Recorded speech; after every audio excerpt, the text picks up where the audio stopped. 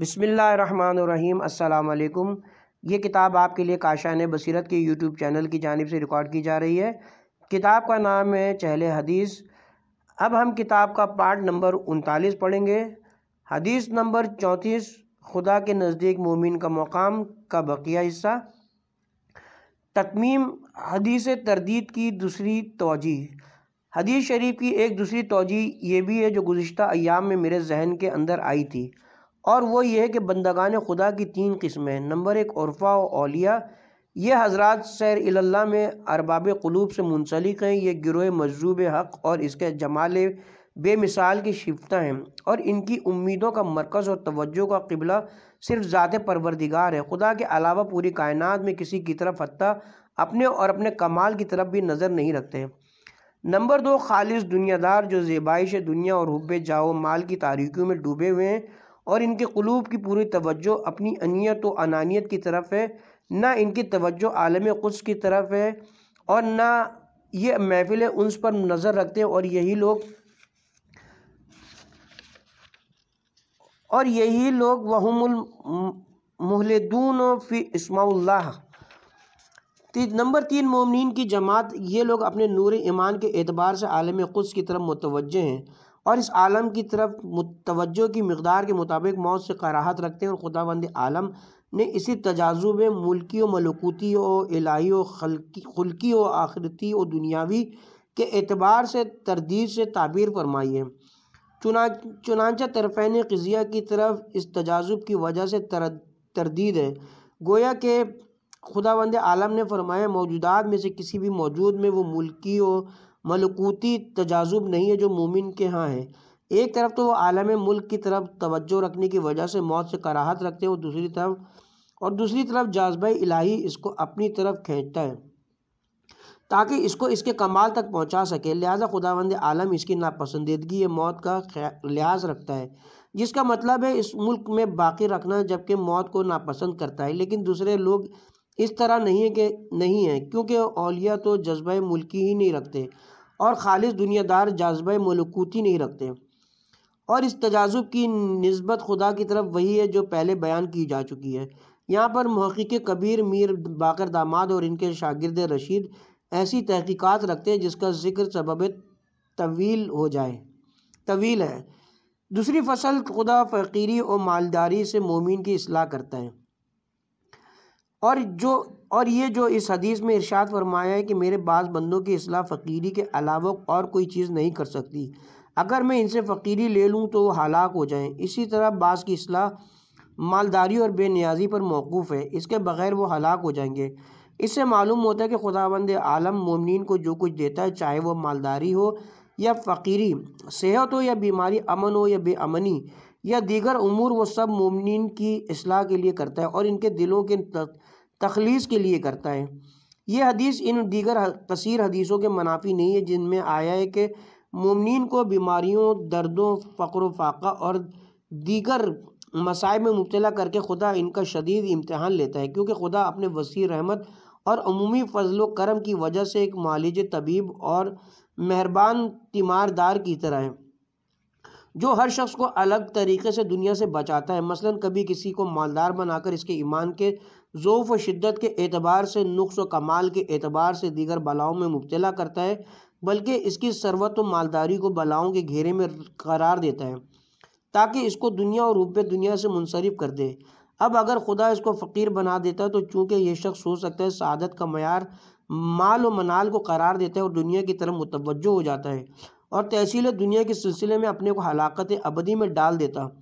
لیکن جب دنیا اس کے حوالے کر کے اس کو زحمتوں اور صدموں کے بھنور میں ڈال دیا تو یہ چیز دنیا سے متنفر بنانے کے لیے کافی ہے۔ ہمارے ایک بزرگ متعدد بیویوں کے رکھنے کے بارے میں فرمایا کرتے ہیں کہ انسان سمجھتا ہے کہ یہ دنیا میں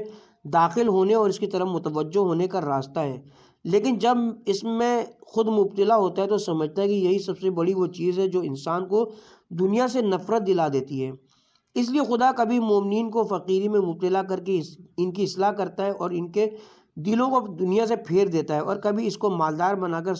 دولت و ثروت میں مبتلا کر دیتا ہے، اور عین اس حالت میں جب لوگ اس کے بارے میں خیال کرتے ہیں تو یہ عیش و عشرت کی زندگی بسر کر رہا ہے، حالانکہ وہ زحمت و فشار میں مبتلا ہوتا ہے۔ اور اسی کے ساتھ اس میں کوئی منافات نہیں ہے کہ فقراء مسلمین کا خدا کے نزدیک فضل زیادہ ہو، جیسا کہ روایات سے معلوم ہوتا ہے۔ اس باب کے تھوڑے سے حصے کی شرح سابقہ حدیثوں کی شرح میں کسی حدیث کے ضمن میں کر چکا ہوں۔ تیسری فصل واجبات اور نوافل کا سبب تقرب ہونا اور اہل ذوق و سلوک کے اعتبار سے ان کے نتائج۔ سالک اللہ اور نفس کے تاریک گھر سے کعبہ حقیقی تک مسافر کے لیے ایک سفر رومانی اور سلوک عرفانی ہے، جس کی ابتدا نفس سے ہوتی ہے اور اس کی منزل مراتب تعینات آفاقی و نفسی و ملکی اور ملکوتی ہیں، جن کو حجابائے نورانی و ظلمانی کہا جاتا ہے۔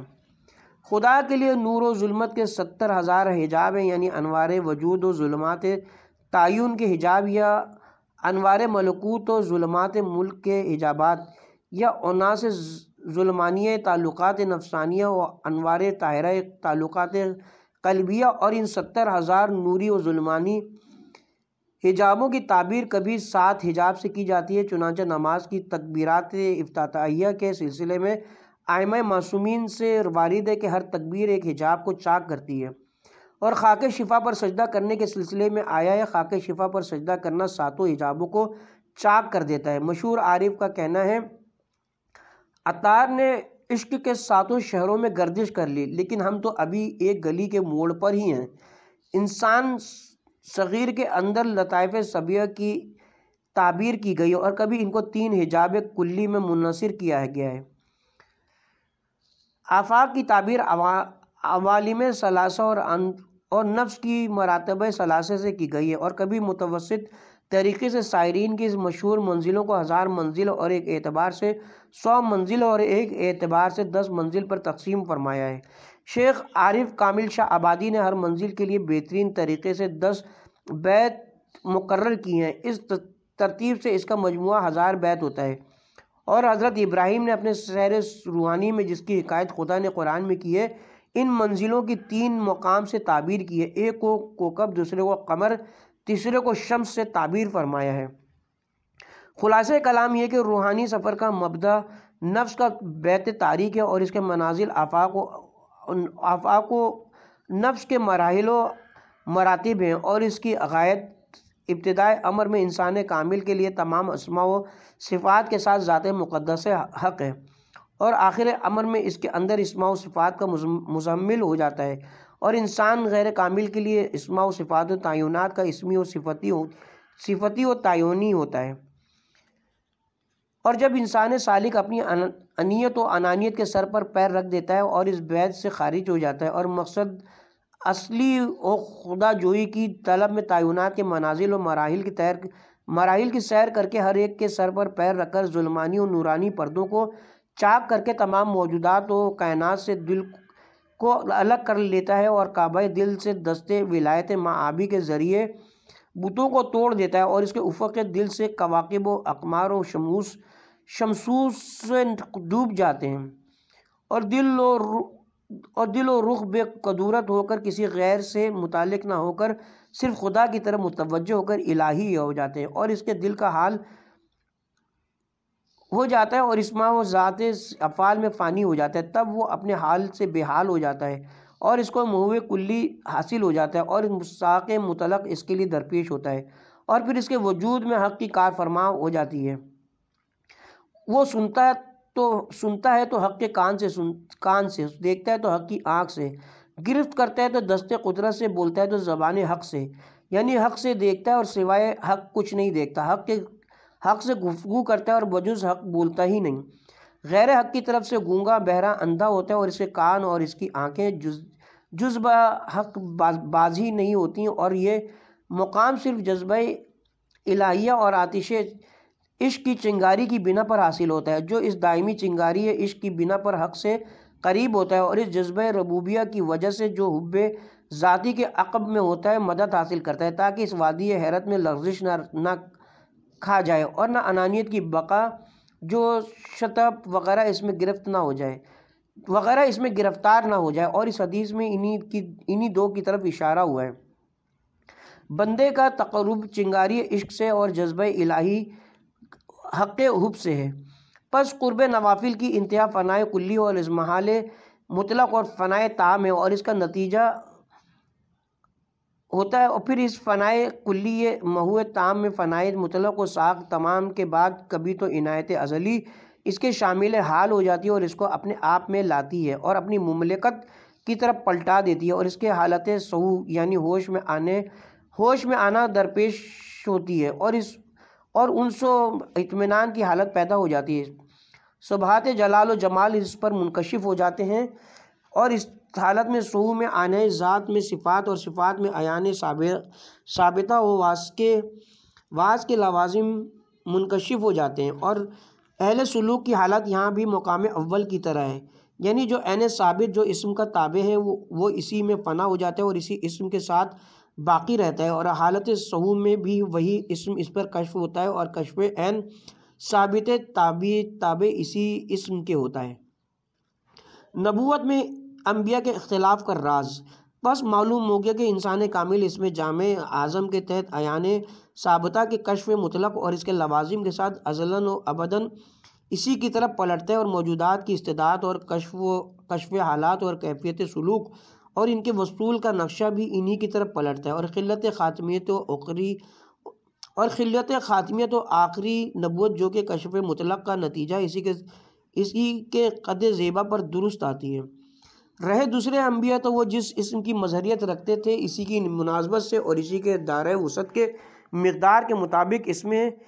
اس اسم کے تابع عیان کو کشف کرتے ہیں، اور باب کمال و نقص اشرافیت و غیر اشرافیت اور دعوت کے دائرے کی تنگی اور وسعت کی ابتدا وہیں سے ہوتی ہے اور اسماء الہی کی اتباع میں رجوع کرتا ہے، جس کی تفصیل ہم نے مصباح الہدایہ میں ذکر کر دی ہے۔ خلاصہ کلام یہ ہے کہ اس حالت کے بعد جب سہو بعد المحوکی کیفیت طاری ہوتی ہے تو اس کا وجود حقانی ہو جاتا ہے، اور خدا اس کے مراتب جمال میں دیگر موجودات کا مشاہدہ کرتا ہے، بلکہ مشیت کے ہم افق ہو جاتا ہے، اور اگر انسان کامل ہو تو مشیت مطلقہ کے ہم افق ہو جاتے ہیں اور اس کی روحانیت عین مقام ظہور فعلی حق ہو جاتی ہے، اور اس وقت خدا اس سے دیکھتا ہے، اس سے سنتا ہے، اس سے گرفت کرتا ہے، اور وہ خود حق کا ارادہ نافذہ و مشیت کاملہ و علم فعلی ہوتا ہے۔ پس قرب فرائض سہو بعد المحو ہے، اور اس کا نتیجہ وہ چیزیں ہیں جن کو آپ نے سنا۔ یہ بھی جان لیجئے کہ اس سہو اور رجوع بکثرت کو قرب کہتے ہیں، کیونکہ سہو بعد المواعظ حالت غفلت کے علاوہ ہے جو ہم کو حاصل ہوتی ہے، اور فنائے محض کے بعد یہ وقوع در کثرت اس کثرت کے علاوہ ہے جس میں ہم واقع ہیں، کیونکہ کثرت تو ہمارے لیے وجہ حق سے حجاب ہے اور ان کے لیے مشاہدے کا آئینہ ہے، اور قرب نوافل کو فنائے اسمائی اور قرب فرائض کو فنائے ذاتی سمجھا جا سکتا ہے۔ اس بنا پر قرب فرائض کا نتیجہ مطلق ہوگا، اس کی تفصیل یہاں پر اس سے زیادہ مناسب نہیں ہے، اتنا بھی اس کتاب کے طور و طریقے سے خارج ہے۔ چوتھی فصل شیخ بہائی کا کلام۔ شیخ بہائی اپنی 40 میں اس حدیث کے ذیل میں فرماتے ہیں، اصحاب قلوب کے لیے اس جگہ ایسے کلمات عالیہ و اشارات سریہ و قلوبہات و ذوقیہ ہیں جو مشام و ارواح کو معطر کر دیتے ہیں اور بوسیدہ ہڈیوں میں جان ڈال دیتے ہیں، مگر ان معنی تک اور ان حقائق تک صرف وہی لوگ پہنچ سکتے ہیں جو ریاضتوں اور مجاہدوں کے ذریعے اپنے آرام کو ترک کر دیں، یہاں تک کہ اس کے آب شیریں کا مزہ چکھ سکیں اور مطلب تک پہنچ سکیں۔ لیکن جو لوگ ان کلمات کے اسرار سے بے خبر ہیں، دنیا دنی کے لذتوں میں غرق ہونے اور بدنی لذتوں میں ڈوبے رہنے کی وجہ سے ان کلمات کے گنج معارف سے محروم ہیں، وہ ان کلمات کے سننے سے عظیم خطرے میں ہیں، اور اس بات کا خطرہ ہے کہ گرفتار الحاد نہ ہو جائیں اور حلول و اتحاد کے تہم میں گرفتار نہ ہو جائیں۔ ہم یہاں پر بہت ہی سادہ طریقے سے بیان کرتے ہیں تاکہ بات سمجھنے میں آسانی ہو، لہٰذا عرض ہے یہ کلام قرب میں مبالغہ ہے اور اس بات کا بیان ہے کہ بندے کے ظاہر و باطن سر و علن پر سلطان محبت کا غلبہ ہے، لہٰذا مقصود یہ ہے واللہ عالم کہ جب میں کسی بندے کو دوست رکھتا ہوں تو اس کو میل انس میں جذب کر لیتا ہوں اور عالم قدس کی طرف متوجہ کر دیتا ہوں۔ اس کے فکر کو اسرار ملوکیت میں مسترک کر دیتا ہوں اور اس کے حواس کو انوار جبروت کے اخذ پر محدود کر دیتا ہوں۔ اس وقت بندے کا قدم مقام قرب میں ثابت رہ جاتا ہے اور محبت اس کے خون و گوشت میں اس قدر مخلوط ہو جاتی ہے کہ وہ اپنے آپ سے غائب ہو جاتا ہے اور اپنے احساسات سے غافل ہو جاتا ہے۔ اغیار اس کے نظر سے محو ہو جاتے ہیں، یہاں تک کہ بس منزلہ گوش ہو جاتا ہے۔ چنانچہ شاعر نے کلام محقق طوسی خواجہ نصیر الدین طوسی فرماتے ہیں، عارف جب اپنے سے منقطع ہو جاتا ہے اور حق سے متصل ہو جاتا ہے تو وہ دیکھتا ہے کہ تمام قدریں قدرتیں حق میں مستغرق ہیں اور تمام علوم علم حق میں مستغرق ہیں اور تمام ارادے اس کے ارادے میں مستغرق ہیں۔ پس عارف تمام وجودات اور کمالات وجودات کو اسی سے صادر اور اسی کی طرف سے فائز دیکھتا ہے، اور اس وقت پروردگار اس کی سماعت و بصارت و قدرت و علم و وجود ہو جاتا ہے اور عارف مختلق با اخلاق ہو جاتا ہے۔ علامہ مجلسی کا بھی یہاں ایک کلام ہے جس کا خلاصہ یہ ہے، انسان اگر اپنی طاقتوں کو شہوت اور شیطانی راستوں میں صرف کرتا ہے تو ان میں کچھ باقی نہیں رہتا سوائے حسرت و ندامت کے، اور اگر اپنی طاقتوں کو اطاعت خدا کے راستے میں خرچ کرتا ہے تو خدا ان قوتوں کو روحانی قوتوں میں تبدیل کر دیتا ہے، پس اس کی سماعت اور بصارت سب روحانی ہو جاتی ہے اور اس کی سماعت سے ملائکہ کے کلمات سنتا ہے۔ مرنے کی وجہ سے اس کی سماعت و بصارت ضعیف نہیں ہوتی اور قبر میں اسی روحانی سماعت و بصارت سے سوال و جواب ہوتا ہے، اور قیامت میں اسی روحانی سماعت و بصارت کی وجہ سے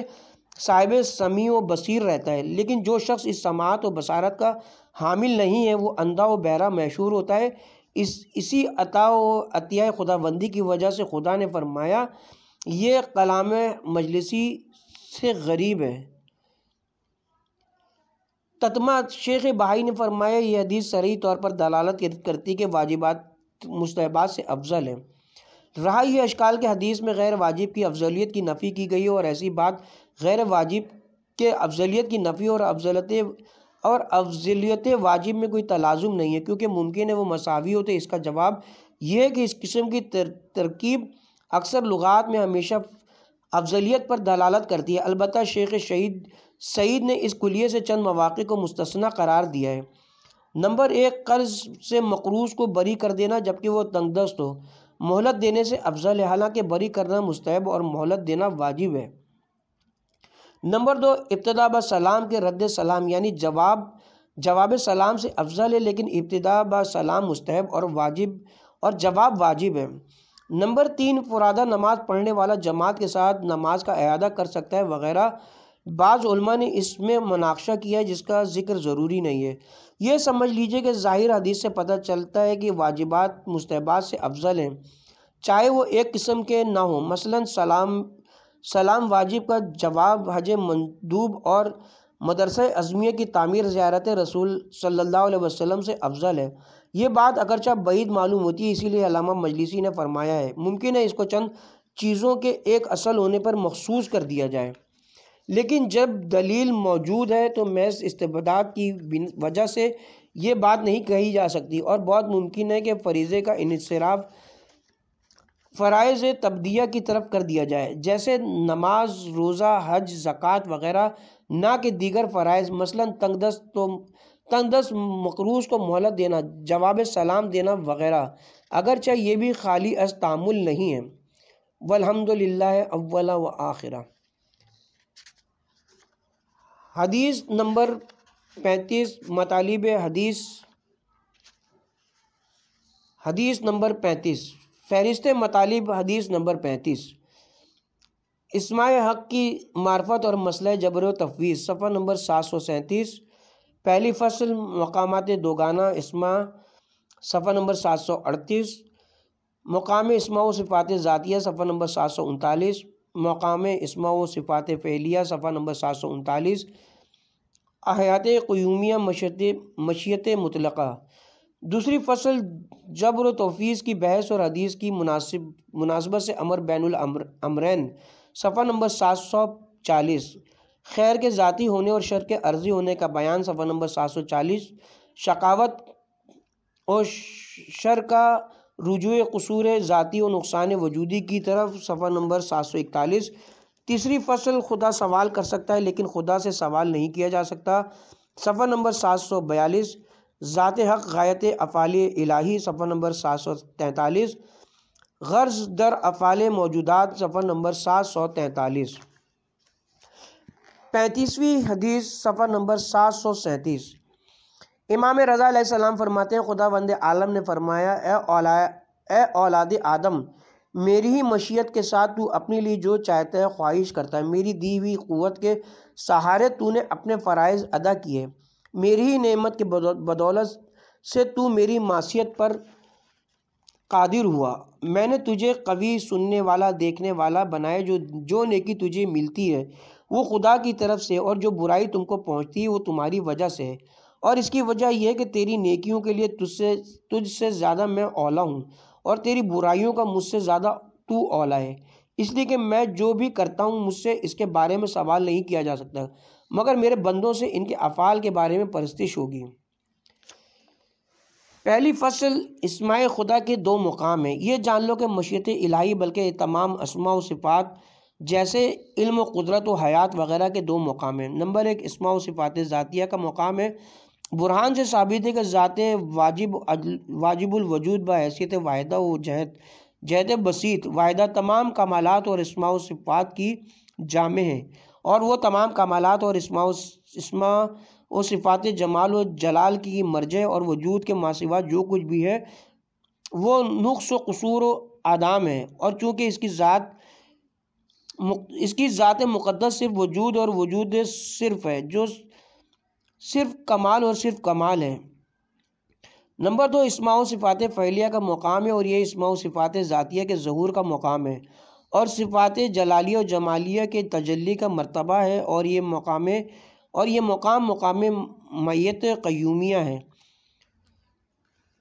خلاصہ کلام یہ کہ مقام مشیہ فعلیہ مطلقہ تمام موجودات ملکیہ و ملکوتیہ اور تمام موجودات پر ان کے تعینات کے ساتھ ایک اعتبار سے احاطہ قیومیہ رکھتی ہے، اور ایک اعتبار سے ان کی مظاہر ہے، اور مشیت فعلیہ و مظہریت، اور اس میں فنائی مشیت عباد بلکہ مظہریت تو مراتیت خود عباد اور ان کے تمام شعون کو اس مقام کے اعتبار سے اس حدیث میں بیان کیا گیا ہے۔ اے پسر آدم، میری مشیت سے تو وہ شخص ہوا ہے جو مشیت و ارادہ کرتا ہے، تیری ذات اور تیری ذات کے کمالات سبھی عین میری مشیت ہیں، بلکہ تو خود اور تیرے سارے کمالات مظاہر و تعینات میں میری مشیت ہیں۔ اخبار و آیات سے بھی اس مطلب عرفانی کے لیے بہت سے شواہد ہیں جن کا ذکر کرنا غیر ضروری ہے۔ شیخ اشراقی خدا کے اشیاء کے علم تفصیلی کا مطلب اسی مقام میں علم فعلی کو قرار دیتے ہیں، اور محقق توسی نے بھی اس مسئلے میں اشراقی کی اتباع کی ہے، لیکن ملا صدرہ خدا کے علم تفصیلی کا مطلب اسی مقام ذات بسیط کو قرار دیتے ہیں، اور اشراقی و توسی کا کلام ان کو پسند نہیں ہے، لیکن میں مؤلف کتاب ان سب کے کلام کی روح کو ایک ہی سمجھتا ہوں، اور اس نزا کو نزائے لفظی قرار دیتا ہوں، ایک ایسے بیان کے ساتھ جو اس مقام پر مناسب نہیں ہے۔ اس بیان سے معلوم ہوا کہ اس دار تحقق میں جو کچھ بھی ہوتا ہے، خواہ جواہر قدسیہ الہی سے ہو یا ملکہ طبیعہ سے ہو یا اراض سے ہو، اور خواہ ذوات و اوصاف و افعال ہوں، وہ سب کا سب قیومیت اور نفوذ قدرت اور آیات قوت حق کے ماتحت متحقق ہوتا ہے۔ لہٰذا یہ بات صاف و درست ہو گئی کہ اور یہی مقام مشیت مطلقہ ہے، مقام رحمت و واسعہ و نعمت ہے۔ دوسری فصل، جبر و تفویض کی طرف اشارہ۔ اس حدیث میں مسئلہ جبر و تفویض کی طرف اشارہ کرتے ہوئے مذہب حق کو جو بمنزلہ بین المنزلتین ہے، جو مسلک اہل معرفت و طریقہ اصحاب قلوب کے مطابق ذکر فرمایا ہے، کیونکہ اثبات مشیت و عطیان و بندے کے لیے قوت کے ساتھ ساتھ ان چیزوں کو مشیت حق قرار دیتے ہوئے فرمایا ہے، تو نے ارادہ کیا اور میری مشیت کے ساتھ تیری مشیت ظاہر ہوئی ہے، تو نے فریضے کو ادا کیا اور تیری قوت میری قوت کا ظہور ہے، اور میری نعمت کی وجہ سے جو بست رحمت و واسعہ ہے تجھے معصیت پر قدرت و طاقت حاصل ہوئی، لہٰذا تجھ سے مطلقاً افعال و اوصاف و وجودات کو سلب نہیں کیا جا سکتا، جس طرح اس بات مطلق بھی نہیں کیا جا سکتا۔ تو نے ارادہ کیا اور تیرا ارادہ میری مشیت میں فانی ہے اور اس کا ظہور و یقین ہے۔ تو اپنی قوت سے اطاعت و معصیت رکھتا ہے، وہ بے نہیں حال تیری طاقت و قدرت میری قوت و قدرت کا ظہور ہے۔ یہاں پر ایک اعتراض کا امکان تھا کہ اس بنا پر تمام نقائص اور رذائل و معاصی کی نسبت خدا کی طرف دی جا سکتی ہے، لہٰذا بطور حکمی برہانی و ذوقی عرفانی اس کا جواب دیا کہ خداوند عالم چونکہ محض کمال و خیرہ و جمال و بہا ہے، اس لیے اس کی طرف سے جو بھی ہوگا وہ کمال و خیری ہوگا، بلکہ خود پورا نظام وجود و ہستی غیب و شہود میں عین کمال و اصل تمامیت و جمال ہے، اور جو نقص و رذیلہ شر و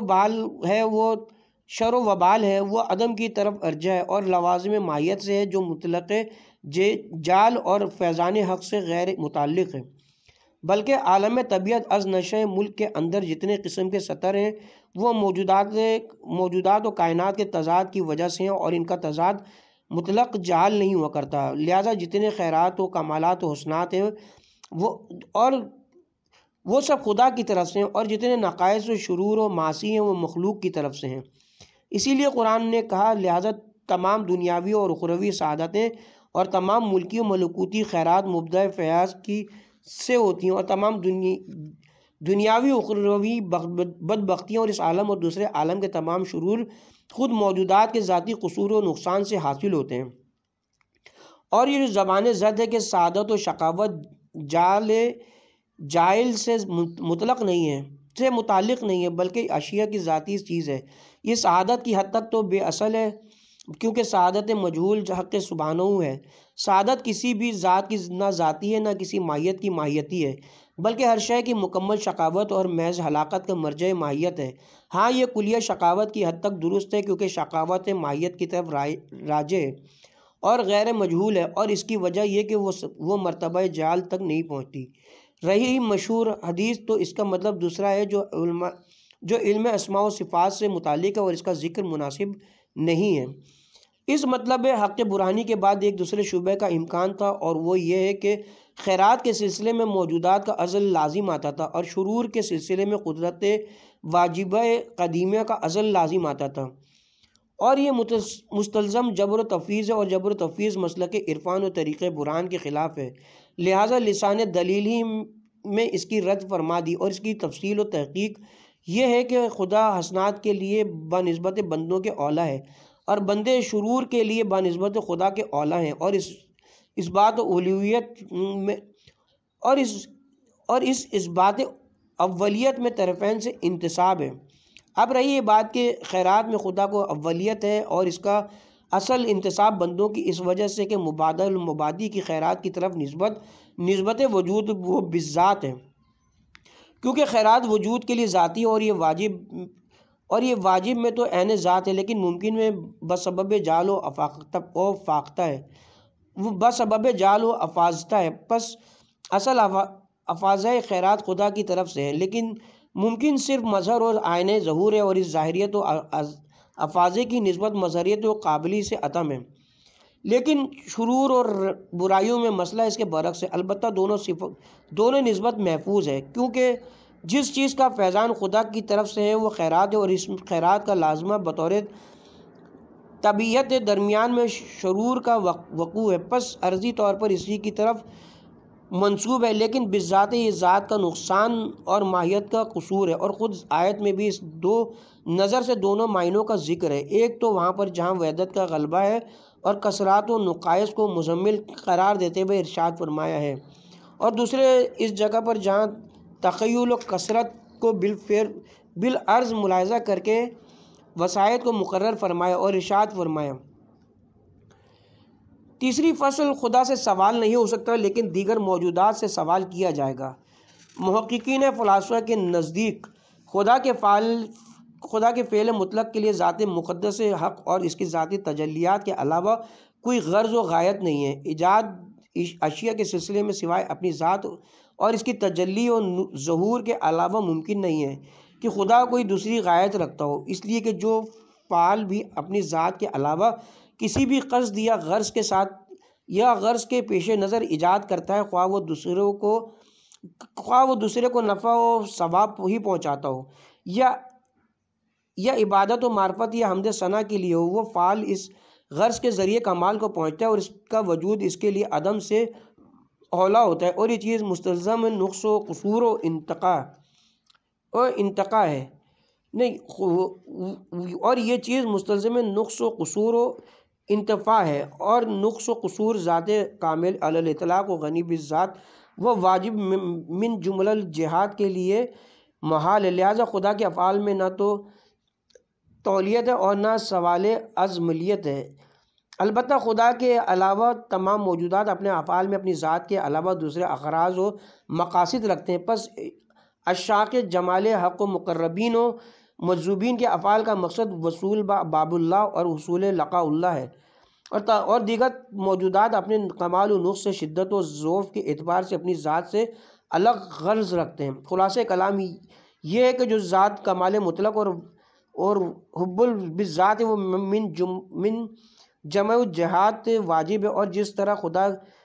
طرح خدا کی ذات لمیت سے مبرہ ہے، اس کے افعال بھی لمیت سے مبرہ ہیں، یہ بات دیگر موجودات میں نہیں ہے۔ نیز چونکہ ذات خدا کامل مطلق اور جمیل علی الاطلاق ہے، اس لیے تمام موجودات کی امیدوں کا کعبہ اور تمام سلسلہ کائنات کا انتہائی مقصد ہے، مگر خود خدا نہ کوئی امیدوں کا کعبہ رکھتا ہے اور نہ اپنی ذات کے علاوہ کوئی غایت و مقصد رکھتا ہے، اس لیے ہر موجود ناقص بالذات ہے، اور ہر ناقص فطرتاً مہر دب انا ہوتا ہے، جیسے ہر کامل مرغوب فیہا ہوتا ہے، لہٰذا تمام افعال و حرکات کی غایت ذات مقدس ہے، اور ذات مقدس کے لیے اپنی ذات کے علاوہ کوئی غایت نہیں ہے۔ نیز چونکہ ذات خدا بدرجہ عدم جمال و کمال ہے، لہٰذا نظام کائنات جو ذات جمیل کا ذلہ ہے، امکان کے انتہائی درجے پر ہے، اور یہ نظام کلی کامل ترین نظاموں میں متصور ہے، اس لیے علمیت و غایت و غرض کا سوال جہالت کے علاوہ کوئی فائدہ نہیں رکھتا، جیسے کہ ابلیس لعین سے 7 سوال کیے گئے تھے اور خدا نے بطریق احسن اور بطور مجادلہ سبھی کا بوجہ احسن اجمالاً ایک جواب دیا ہے۔ بس چونکہ خدا کا فعل غایت کمال پر مشتمل ہوتا ہے، اس لیے اس کے بارے میں سوال نہیں کیا جا سکتا۔ البتہ دیگر موجودات چونکہ ذاتاً و فعلاً ناقص ہیں، اس لیے ان کے بارے میں سوال ہو سکتا ہے۔ نیز چونکہ خدا حکیم علی الاطلاق ہے، اس کا ہر فعل انتہائی مضبوط و متقن ہوتا ہے، اس لیے اس کے بارے میں سوال کی گنجائش ہی نہیں ہے۔ باخلاف دیگر موجودات کے نیز چونکہ خدا کا ہر وہ فعل جو صادر ہوتا ہے وہ اس کی اصل حقیقت اور اس کی خالص ماہیت ہے، اور دیگر موجودات ایسے نہیں ہیں، لہٰذا وہ بالذات فاعل ہے، اور اس کے افعال کے بارے میں کیوں کہنا باطل ہے، باخلاف دیگر موجودات کے، اور چونکہ ارادہ و مشیت و قدرت عین ذات خدا ہیں، خدا کے اندر فعالیت بالذات عین فعالیت بالارادہ و قدرہ ہے، اور شبہ بالطبع کی گنجائش نہیں ہے، اس لیے خدا کے افعال کے بارے میں لمیت بے معنی چیز ہے۔ یہ بھی ایک ایسا شریف بحث ہے جو اپنی جگہ ادلہ و براہین سے ثابت ہے، اور اسے متکلمین کے بہت سے وہ شبہات جو مختلف ابواب معارف الہیہ میں ہیں حل ہو جاتے ہیں۔ ہمارے ان بیانات سے حدیث کے جملوں کا آپسی ارتباط اور ہر ایک کا دوسرے کے لیے علت ہونا معلوم ہو جاتا ہے۔ اب چونکہ فعل خدا حد کمال اور نظام عتم پر واقع ہے، لہٰذا وہ جو کرتا ہے اس سے سوال نہیں کیا جا سکتا، مگر دوسرے ایسے نہیں ہیں، لہٰذا ان سے سوال ہوگا، اور یہ علت اس لیے کہ خدا حسنات کے لیے اولا ہے اور بندے سیئات کے لیے، اور اس کی یہ علت کہ برائیاں بندوں کی طرف سے ہیں اور حسنات خدا کی طرف سے، نیز دوسرے اور عدلہ سے بھی یہ ارتباطات واضح ہو سکتے ہیں، مگر ان کو ذکر نہیں کیا گیا۔ والحمد للہ اولا و آخرہ۔